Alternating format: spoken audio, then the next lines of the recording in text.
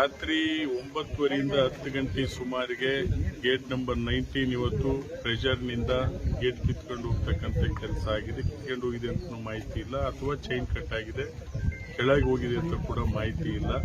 So ಹಿನ್ನೀರಿನ ಒತ್ತಡ ಹೆಚ್ಚಾಗಿರೋದ್ರಿಂದ ಸುಮಾರು 60ರಿಂದ 70 ಕಿಲೋಮೀಟರ್ ವರೆಗೆ ನೀರಿನ ಒತ್ತಡ ಇರೋದ್ರಿಂದ ಸುಮಾರು 60ಕ್ಕೂ ಹೆಚ್ಚು ಟಿಎಂಸಿ ಹೆಚ್ಚು ನೀರು ಸಂಗ್ರಹ ಆಗಿರೋದ್ರಿಂದ ಈ ಒಂದು ಗೇಟ್ ಕಟ್ ಆಗಲಿಕ್ಕೆ ಕಾರಣ ಆಗಿದೆ. ಇವತ್ತು ಟೆಕ್ನಿಕಲ್ ಟೀಮ್ ಬರ್ತಾ ಇದ್ದಾರೆ. ಟಿಬಿ ಬೋರ್ಡ್ನವರು ಪ್ರತಿ ವರ್ಷ ಏನು ಮೇಂಟೆನೆನ್ಸ್ ಮಾಡಬೇಕಾಗಿತ್ತು, ಈ ವರ್ಷ ಯಾವ ರೀತಿ ಮೇಂಟೆನೆನ್ಸ್ ಮಾಡಿದ್ದಾರೆ, ಏನೋ ಒಂದು ನೆಗ್ಲಿಜೆನ್ಸಿಯಿಂದ ಇದಾಗಿದೆ.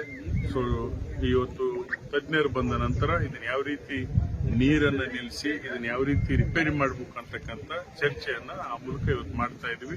ನಿನ್ನೆ ಕೂಡ ನಮ್ಮ ಉಸ್ತುವಾರಿ ಸಚಿವರು ಮತ್ತು ಜಲಸಂಪನ್ಮೂಲ ಸಚಿವರು ಮಾನ್ಯ ಮುಖ್ಯಮಂತ್ರಿಗಳಿಗೆ ಸಂಪರ್ಕ ಮಾಡತಕ್ಕಂಥ ಕೆಲಸ ಮಾಡಿ ಈಗಾಗಲೇ ಜಲಸಂಪನ್ಮೂಲ ಸಚಿವರು ಕೊಟ್ಟಿದ್ದಾರೆ ವೀಕ್ಷಣೆ ಮಾಡಲಿಕ್ಕೆ, ಇದರ ಜೊತೆ ಚರ್ಚೆ ಮಾಡಲಿಕ್ಕೆ.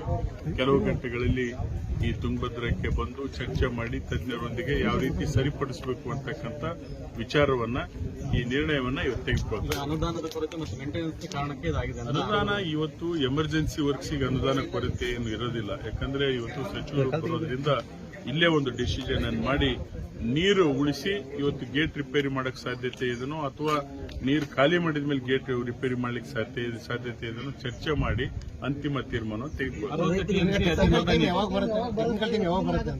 ಬರುತ್ತೆ. ಇದು ನಿನ್ನೆ ಅಚಾನಕ್ ಆಗಿ ಆಗಿರೋದ್ರಿಂದ ಎಲ್ಲ ಸಂಪರ್ಕದಲ್ಲಿ ನಿರಂತರವಾಗಿದ್ದೀವಿ. ನಿನ್ನೆ ಕೂಡ ನೀವೆಲ್ಲರೂ ಮಾಧ್ಯಮದಲ್ಲಿದ್ದೀರಿ, ರಾತ್ರಿ 1:30-2 ಗಂಟೆ ಸುಮಾರು.